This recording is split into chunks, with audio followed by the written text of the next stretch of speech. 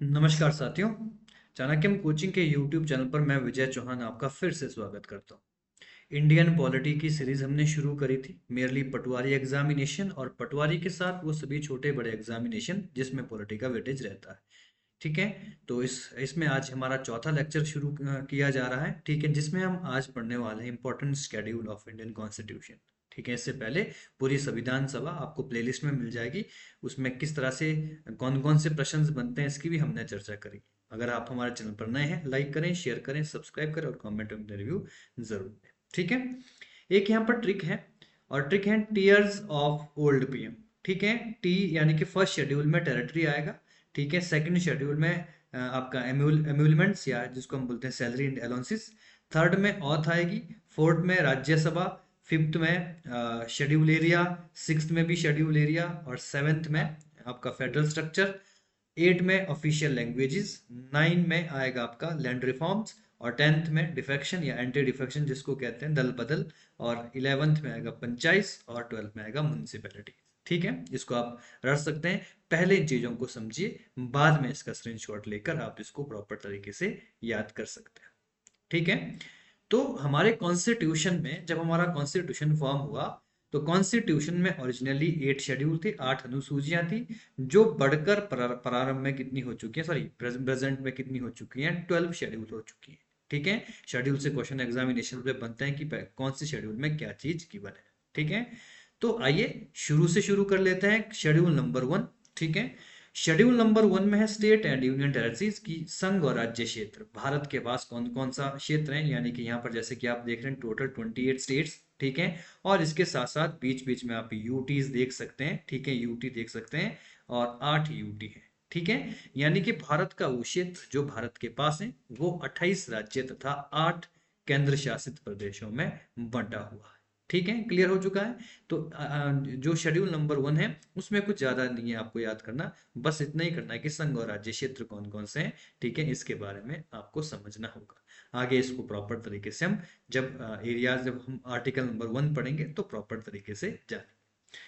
Schedule number 2 बहुत simple है। ठीक है, सैलरीज एंड अलाउंसेस। ठीक है, प्रिविलेज वेतन और भत्ते विशेष अधिकार की बात करता है। ठीक है, किसकी? राष्ट्रपति को जो सैलरी दी जाती है उसकी चर्चा। राष्ट्रपति को 5 लाख रुपए सैलरी दी जाती है। ठीक है ना, इसकी चर्चा है। इसमें वाइस प्रेसिडेंट को कोई सैलरी नहीं दी जाती। ठीक है, इनिशियली। ठीक है, राज्यसभा का सभापति है इसलिए उसको 4 लाख रुपए सैलरी दी जाती है। ठीक है, याद रखना है। लोकसभा स्पीकर को 4 लाख रुपए सैलरी मिलती है। सुप्रीम कोर्ट के जो जज हैं उसको 2,80,000 मिलती हैं। अन्य जजेस को 2.5 लाख रुपए सैलरीज मिलती हैं। ठीक है, इसकी चर्चा आपको सेकंड शेड्यूल में मिलेगी। ठीक है। और अन्य सीएजी एंड ऑडिटर जनरल की भी इंपॉर्टेंट बात करता है। और ये कहाँ से की जाती है? Paid consolidated fund of India, यानी कि जो भारत की जो संचित निधि है जिसका जिक्र आर्टिकल नंबर 266 में किया गया है, यहां से ये सारी सैलरीज इन सभी अधिकारियों को दी जाती है। ठीक है। इसमें गवर्नर भी आते हैं राज्य के। जो हाई कोर्ट होते हैं स्टेट में उनकी बात भी होती है। गवर्नर को भी लगभग 2.5 लाख रुपए की सैलरीज दी जाती हैं। ठीक है। तो ये सभी सैलरीज किसमें दे रखी हैं? Schedule number 2।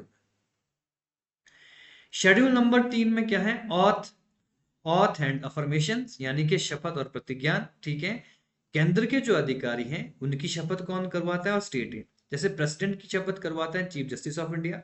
वाइस प्रेसिडेंट की करवाता है प्रेसिडेंट। प्राइम मिनिस्टर्स की और मिनिस्टर्स की करवाता है प्रेसिडेंट। जज ऑफ सुप्रीम कोर्ट की प्रेसिडेंट। मेंबर्स ऑफ पार्लियामेंट की जो स्पीकर या चेयरमैन होते हैं वो करवाते हैं, यानी कि लोकसभा स्पीकर या लोकसभा के जो चेयरमैन होते हैं वो उनकी शपथ करवाते हैं, एमपीज की। तो बहुत इंपॉर्टेंट है, या प्रो टाइम स्पीकर इसके लिए अपॉइंट होते हैं। ठीक है, अगर स्पीकर नहीं है उस समय। ठीक है, तो ये भी चीज आपको याद रखनी है ना। शेड्यूल नंबर 3 में ऑथ एंड परमिशन की बात हो गई। और इसमें स्टेट के आते हैं। गवर्नर की कौन करवाता है? Chief justice of high court. ठीक है, जो चीफ जस्टिस होता है और मिनिस्टर्स होते हैं, उन चीफ मिनिस्टर होता है उनकी कौन करवाता है? राज्यपाल करवाता है स्टेट के अंदर। जजेस ऑफ हाई कोर्ट के जो जजेस होते हैं उनकी गवर्नर करवाता है। और एमएलएज की जो स्पीकर ऑफ असेंबलीज होते हैं उनके द्वारा शपथ करवाई जाती हैं। तो ये भी आपको प्रॉपर तरीके से समझना होगा। शेड्यूल 3 में ये सारी बातें आपको देखने को मिलती है। आई होप आप लोगों को क्लियर हो गया है। इसके प्रॉपर तरीके से नोट्स बनाएं, आपको एग्जाम में ऐसे क्वेश्चंस देखने को मिलेंगे। अनुसूची number 7, allocation of seats Rajya Sabha, Rajya Sabha में सीटों का बंटवारा, ठीक है। यानी कि जो राज्यसभा है किस राज्य से कितनी सीट्स होगी, किस यूटी से कौन कौन से क्षेत्र लोग होंगे, ठीक है, या संख्या होगी, ये किस पर बेस्ड होता है, ये जनसंख्या के आधार पर डिसाइड किया जाता है। तो ठीक है, कुछ नहीं करना है आपने, इसमें नंबर 4 पे पढ़ना है, ठीक है, जो आपके राज्यसभा में सीटों का बंटवारा इस तरह से। नंबर 5 में आता है जो फिफ्थ शेड्यूल है, उसमें है अनुसूचित क्षेत्रों और जनजातियों का प्रशासन, शेड्यूल एरिया। इसमें लगभग 10 स्टेट आते हैं इंडिया के, ठीक है, जो जिस पर ये शेड्यूल नंबर 5 इंप्लीमेंट होता है, ठीक है। Applies to 10 state, special power to govern, राज्यपाल को कुछ विशेष अधिकार दिए जाते हैं इसमें, ताकि वो उस राज्य के लिए कुछ इंपॉर्टेंट काम कर सकें। और ट्राइब्स की अपनी एक एडवाइजरी काउंसिल्स भी होती हैं, ठीक है। यानी कि ये सारा का सारा सेंटर देखता है, सेंटर के अधीन ही जो शेड्यूल ट्राइब एरियाज होते हैं उनका प्रोटेक्शन किया जाता है, उनके विशेष अधिकारों का प्रोटेक्शन या उनके अधिकारों का प्रोटेक्शन किया जाता है। अनुसूची 6 में, ठीक है, जनजातीय क्षेत्रों का प्रशासन, इसमें 4 राज्य शामिल हैं, एक असम है, मेघालय है, त्रिपुरा है, मिजोरम है, ठीक है। हर कोई स्टेट चाहता है कि हमें भी शेड्यूल नंबर 6 में जगह मिले, क्योंकि इसके लिए कुछ विशेष प्रावधान किए जाते हैं। यहाँ पर गवर्नर का तो इम्पोर्टेंट कुछ अधिकार रहता ही है, गवर्नर के साथ, ठीक है, जो आपके एडवाइजरी काउंसिल्स हैं वो भी काम करती हैं, इसके साथ साथ ऑटोनोमस डिस्ट्रिक्ट काउंसिल्स भी यहाँ पर काम करती हैं। और इसमें केवल 4 ही ऐसे राज्य हैं बहुत जो कि हमारे नॉर्थ ईस्ट में आते हैं, असम, मेघालय, त्रिपुरा और मिजोरम, ठीक है। इनको अपने प्रॉपर तरीके से समझना है, ठीक है। बाकी जब आगे प्रॉपर तरीके से ये विशेष प्रावधान वाली चीजें आएंगी वहां पे डिस्कशन कर दिया जाएगा। शेड्यूल नंबर 7, ठीक है, ये यूनियन सेंटर स्टेट रिलेशंस की बात करता है, डिवीजन ऑफ पावर की बात करता है कि केंद्र और राज्यों के बीच में क्या क्या संबंध होंगे, क्या क्या विशेषताएं होंगी, ठीक है। 3 लिस्ट यहाँ पर बनाई गई है, यूनियन लिस्ट जिसके ऊपर सेंटर कानून बनाएगा, केंद्र कानून बनाएगा, ठीक है। यानी कि ये केंद्र के विषय, इसमें लगभग 100 सब्जेक्ट लिखे गए हैं, जैसे कि आपका फाइनेंशियल मैटर है, रेलवे का मैटर है, विदेशी व्यापार है, या फिर विदेश फॉरेन अफेयर्स हैं, ठीक है, वो केंद्र देखेगा, डिफेंस है वो केंद्र के पास रहेगा, ठीक है। उसमें स्टेट की किसी प्रकार की कोई भी इंपॉर्टेंट भागीदारी नहीं। क्लियर हो गया। नेक्स्ट आता है स्टेट लिस्ट, इसमें भी लगभग 61 सब्जेक्ट गिवन है, ठीक है। इनिशियली इसमें 66 सब्जेक्ट थे, 42nd अमेंडमेंट, जो 42nd कॉन्स्टिट्यूशनल अमेंडमेंट हुआ, ठीक है, 1976 में, वहां से 5 सब्जेक्ट यहां से ट्रांसफर कर दिए गए थे, ठीक है, करंट लिस्ट में, समवर्ती सूची में, ठीक है जी। तो अभी एट प्रेजेंट 61 सब विषय हैं, इसमें 61 सब्जेक्ट हैं, जिसमें एग्रीकल्चर हो गया, हॉर्टिकल्चर हो गया, जो स्टेट के पास इनके ऊपर स्टेट लॉ बना सकता है, वो सभी बातें, ठीक है। और तीसरी होती है कॉन्करेंट लिस्ट, समवर्ती सूची, जिसमें, ठीक है, 52 सब्जेक्ट हैं, ऑनरेटिव में 47 थे, 5 ये यहाँ से शामिल हो गए, तो 52 सब्जेक्ट हो गए 1976 में, ठीक है। तो इसको कॉन्करेंट लिस्ट बोलते हैं। इसमें सेंटर तथा स्टेट, ठीक है, सेंटर तथा स्टेट दोनों ही मिलकर कार्य करते हैं, ठीक है। जब भी डिस्प्यूट होता है सेंटर और स्टेट के कानून में, तो जो सेंटर के कानून को क्या दी जाती है, ठीक है, इंपॉर्टेंट वैल्यू दी जाती है। क्लियर हो गया यहाँ तक, ठीक है। और केंद्र कभी भी चाहे, उसको लगता है कि कोई जो स्टेट लिस्ट में लिखा हुआ सब्जेक्ट है ये पब्लिक वेलफेयर का है, उसको भी अपने पास ले सकता है। राज्यसभा की एक इंपॉर्टेंट पावर होती है, आर्टिकल नंबर 249 में पढ़ेंगे इसको प्रॉपर तरीके से। क्लियर हो गया है। तो 3 अनुसूचियां इसमें गिवन है, ठीक है। नेक्स्ट आता है शेड्यूल नंबर 8, लैंग्वेजेस की बात करता है, ठीक है। इसमें टोटल 22 लैंग्वेजेस दे रखी हैं, जिसको मान्यता मिली है 22वें शेड्यूल में, जो भारत में जो 22 भाषाओं में, इन 22 भाषाओं में लिटरेचर लिखेगा उसको कई प्रकार के अवार्ड भी मिलते हैं, ठीक है। इसमें बड़ी सारी लैंग्वेज आप देख रहे हैं, हिंदी देख रहे हैं, तेलुगु, इंग्लिश इसका पार्ट नहीं है, ठीक है, याद रखना इसमें इंग्लिश नहीं आएगी, ठीक है। National official language in India 8वें शेड्यूल में, ठीक है। 1950 जब कॉन्स्टिट्यूशन फॉर्म हुआ तो उसमें केवल 14 लैंग्वेजेस थी, जो समय समय पर बढ़ाकर कितनी कर दी गई है, ठीक है, 22 कर दी गई है, ठीक है जी। जैसे कि 21st कॉन्स्टिट्यूशनल अमेंडमेंट हुआ 1967 में, इसमें 15वीं लैंग्वेज सिंधी जुड़ी थी, ठीक है। और 71st कॉन्स्टिट्यूशनल अमेंडमेंट 1992 हुआ, इसमें 3 भाषाएं जुड़ी थी, आप नमक लिख सकते हैं शॉर्ट फॉर्म में। नमक का मतलब है नेपाली, जो कि सिक्किम राज्य में बोली जाती है, उत्तराखंड में भी है इसका इंपॉर्टेंट रोल, जो नेपाल से लगे हुए राज्य हैं उनसे, उत्तराखंड हो गया, उत्तर प्रदेश हो गया, ठीक है, वेस्ट बंगाल में भी कहीं कहीं इसका प्रयोग किया जाता है, ठीक है। इसके साथ साथ एक लैंग्वेज है यहाँ पर मणिपुरी। मणिपुरी आपको पता है मणिपुर की एक इंपॉर्टेंट लैंग्वेज है, और कोंकणी गोवा की लैंग्वेज है। गोवा को हम कोंकण तट तट के नाम से भी जानते हैं। तो ये तीन लैंग्वेजेस कब ऐड हुई थी? 1992 में। तो आप इसको कर सकते हैं। ठीक है, अब टोटल 18 लैंग्वेज होगी। उसके बाद एक कॉन्स्टिट्यूशनल अमेंडमेंट 19 में हुआ। 92nd कॉन्स्टिट्यूशनल अमेंडमेंट 2003 में हुआ, अटल बिहारी वाजपेयी के कार्यकाल के समय। उस समय 4 भाषाएं, जिसको हम डीबीएमएस लिख सकते हैं शॉर्ट फॉर्म में, ठीक है, ताकि आपको याद रहे। इसके आता है आपका डोगरी, ठीक है। डोगरी लैंग्वेज ये जम्मू एंड कश्मीर में काफी तरीके से बोली जाती है। एक लैंग्वेज बोडो है, बोडो असम की लैंग्वेज है, ठीक है, असम में बोली जाती है। मैथिली बिहार और झारखंड राज्य में बोली जाती है। एक लैंग्वेज है संथाली, ये भी आपके छत्तीसगढ़, ठीक है, जो आपके झारखंड वाले राज्य में इसका भी इंपॉर्टेंट यूज है, ठीक है। क्लियर? कई बार ये प्रश्न आता है तो आप लिख सकते हैं, जैसे भोजपुरी है, राजस्थानी है। एक और लैंग्वेज आप यहाँ पे इंग्लिश ऐड कर लेना, ठीक है। ये 8th शेड्यूल में शामिल नहीं है। प्रश्न कई बार यहीं से पूछता है एग्जामिनर, ठीक है। तो ये चीजें आप प्रॉपर तरीके से नोट कर लेना। इन 3 भाषाओं को याद रखना, यहीं से प्रश्न मैक्सिमम देखे गए हैं प्रीवियस ईयर्स में। शेड्यूल नंबर 9, ठीक है। शेड्यूल नंबर 9 ऑलरेडी कॉन्स्टिट्यूशन में नहीं था। न्यायिक समीक्षा से संरक्षण इसको मिलता है, ठीक है।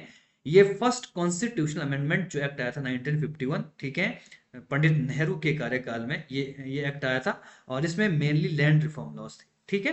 क्या है न्यायिक समीक्षा संरक्षण? क्या है इसमें? जब ये शेड्यूल नंबर 9 बना था, ठीक है, शेड्यूल नंबर 9 के तहत जो भी भारत में जमींदारी प्रथा था उसको खत्म कर लिया था, ठीक है। जमींदारों, जब जमींदारी प्रथा थी उसको समाप्त कर दिया, और सरकार ने जमीनों को छीनकर किसको दे दिया, ठीक है, इन जो जमींदारों से जमीन खींच कर किसको दे दिया? किसानों में आवंटन कर लिया, ठीक है, ताकि इक्वलिटी आए, इक्वलिटी का प्रोविजन हुआ, ठीक है। और ये भी बात थी कि 9th शेड्यूल को चैलेंज नहीं किया जा सकता था। ये भी लिखवाया गया था कि 9th शेड्यूल को, ठीक है, जुडिशियल यानी कि सुप्रीम कोर्ट भी चेक नहीं कर सकता है, ठीक है। ये बात इंपॉर्टेंट थी। लेकिन आज बाद में ये चीजें बदली। 1973 का जो आपका हम केशवानंद भारती केस पढ़ते हैं, उसमें एक फंडामेंटल स्ट्रक्चर का एक टॉपिक आता है, उसके तहत आज सब कुछ सुप्रीम कोर्ट चेक कर सकता है, ठीक है। तो ये चीज आप याद कर सकते हैं फर्स्ट कॉन्स्टिट्यूशनल अमेंडमेंट के तहत, ठीक है। जो आपके लैंड रिफॉर्म्स हैं ये 1951 में 9th शेड्यूल में आया है। इसके बाद है शेड्यूल नंबर 10, अनुसूची नंबर 10, ठीक है, एंटी डिफेक्शन लॉ, दल बदल विरोधी कानून 1985 में, ठीक है। ये उस समय देश के प्रधानमंत्री राजीव गांधी जी थे, ठीक है। राजीव गांधी जी के कार्यकाल में, ठीक है, ये लॉ बनकर तैयार हुआ था, ठीक है। ये deals with disqualification of MPs and MLA. Initially क्या होता था, बहुत से एमपीज और एमएलए किसी पार्टी से इलेक्शन लड़ते थे, जीतते थे, और बाद में अपनी जो पार्टी थी वो चेंज कर लेते थे जीत के बाद, ठीक है। ये चलता रहा था बहुत बहुत समय तक, ठीक है। तो 1985 में कानून बना जिसको एंटी डिफेक्शन लॉ कहते हैं, जिसके तहत अगर कोई एमपी या एमएलए किसी पार्टी से जीतता है तो वो उसके बाद पार्टी नहीं बदल सकता। अगर चेंज करेगा तो उसको एमएलए एमपी का पद से हाथ धोना पड़ेगा, यानी कि उसकी जो मेंबरशिप है वो खत्म हो जाएगी, ठीक है। तो ये एक इंपॉर्टेंट कानून बना। और अनुसूची नंबर शेड्यूल नंबर 11, ठीक है, ये बहुत इंपॉर्टेंट है। पावर्स ऑफ पंचायत, पंचायतों का विषय यहाँ पर, यानी कि पंचायत को भी, ठीक है, ये पंचायत को भी कॉन्स्टिट्यूशनल रिकॉग्नाइजेशन दे दिया गया। इनिशियली अगर हम जब हम पढ़ते हैं हमारे संविधान में आर्टिकल नंबर 40, जो कि डीपीएसपी का पार्ट है, directive principle of state policy का पार्ट है, उसमें पंचायती राजों को इंपॉर्टेंट जगह दी गई थी, जो कि एक प्रयास था। बाकी कॉन्स्टिट्यूशन में इस प्रकार की कोई बॉडी एस्टेब्लिश नहीं थी, ठीक है, कॉन्स्टिट्यूशन में नहीं थी, ठीक है। तो ये कब ऐड हुआ? 73rd के तहत जो 73वां कॉन्स्टिट्यूशन अमेंडमेंट एक्ट आया 1992 में, ठीक है, उसमें ये 11th शेड्यूल ऐड कर दिया गया था, ठीक है। 11th शेड्यूल ऐड कर दिया गया था, ठीक है। ये जो समय देश के प्रधानमंत्री पीवी नरसिम्हा राव जी थे, ठीक है, पीवी नरसिम्हा राव जी के कार्यकाल में एक ये काम हुआ था। पंचायती राज को क्या दे दिया गया था जी? कॉन्स्टिट्यूशन रिकॉग्नाइजेशन दिया था। हालांकि पहल 1986 में इसमें किसने करी थी? राजीव गांधी ने करी थी। लेकिन राजीव गांधी के कार्यकाल में, ठीक है, राज्यसभा में ये जो बिल था ये पास नहीं हो सका। उसके बाद आगे चलकर 1992 में, ठीक है, जब राजीव गांधी जी नहीं रहे और उसके बाद, ठीक है, पीवी नरसिम्हा राव देश के प्रधानमंत्री बने, तो उन्होंने पंचायती राज को भी कॉन्स्टिट्यूशनल, ठीक है, कॉन्स्टिट्यूशनल रिकॉग्नाइजेशन दिलवाया संविधान में। इसके लिए एक आर्टिकल, एक पार्ट जिंदा करवाया था, वो भाग है भाग नंबर 9। ठीक है, इसको हम आगे डिटेल में पढ़ेंगे। और आर्टिकल नंबर, ठीक है, आर्टिकल नंबर 243, इसको जिंदा करवाया था। पहले इसको समाप्त कर दिया था, इसको जिंदा करवाया। यहाँ पर 243, ठीक है, ए से लेकर 243 थे ओ तक पंचायती राज के प्रोविजन जोड़े गए। और 11th शेड्यूल जुड़ा, जिसके तहत पंचायत को टोटल 29 सब्जेक्ट दे दिए गए, जिसके ऊपर पंचायत काम कर सकता है, कानून बना सकता है। ठीक है, बहुत इंपॉर्टेंट बात है ये भी। नेक्स्ट आता है 12th शेड्यूल। 12 अब पंचायत के बाद म्यूनिसिपैलिटीज को भी रिकॉग्नाइज करवाना था। ठीक है, तो ये भी आपका ये उस नेक्स्ट अमेंडमेंट पे हो गया, 74th कॉन्स्टिट्यूशनल अमेंडमेंट एक्ट, जो कि 1992 में आया और 1993 में, ठीक है, लागू हुआ था, इंप्लीमेंटेड इन 1993। ठीक है, 1993 में ये लागू हुआ था। ठीक है, तो इसको भी लगभग 18 विषय दे दिए गए हैं और अनुसूची 12 में ऐड हुई, जिसमें म्यूनिसिपैलिटी है।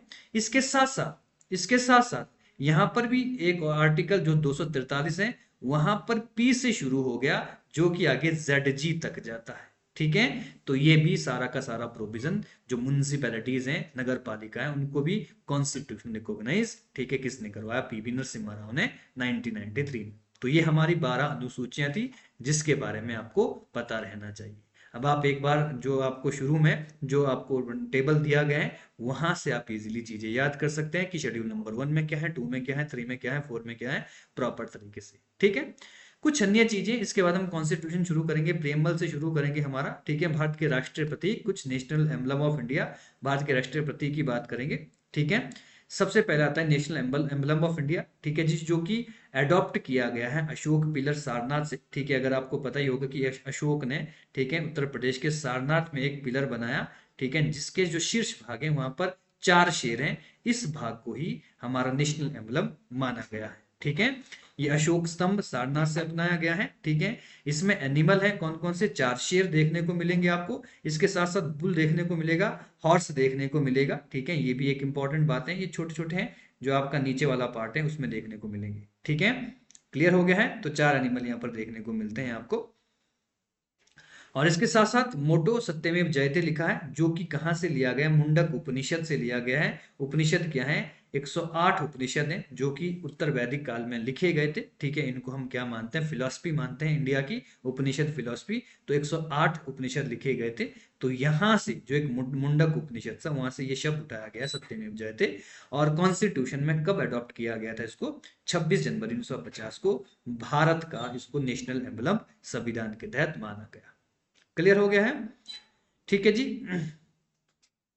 इसके साथ साथ नेशनल फ्लैग की बात करते हैं, भारत का राष्ट्रीय ध्वज की बात करते हैं। ठीक है, इसको डिजाइन करने वाला व्यक्ति कौन था? उसका नाम था पिंगली वेंकैया। ठीक है, कलर्स कितने देखने को मिलेंगे आपको? सेफ्रॉन यानी कि केसरिया कलर देखने को मिलेगा। ठीक है, कुरेज और सेक्रीफाइस का। ठीक है जी, ये इंपॉर्टेंट सिंबल है। व्हाइट आपको, ठीक है, पीस और ट्रुथ का देखने को मिलेगा। ग्रीन प्रॉस्पेरिटी का देखने को मिलेगा। इसके साथ साथ अशोक चक्र है बीच में, जिसका एक अलग कलर है नेवी ब्लू। तो हम 4 कलर बोल सकते हैं हमारे फ्लैग में। ट्राई कलर है हमारा फ्लैग, लेकिन चौथा कलर भी देखने को मिलता है नेवी ब्लू, जिसमें 24 स्पोक्स लगे हुए हैं और वो नीले कलर की 24 तिलियां दिखाई गई। इसका रेशियो क्या है? 3:2 है, यानी कि 3 इसकी लंबाई है, 2 इसकी चौड़ाई है।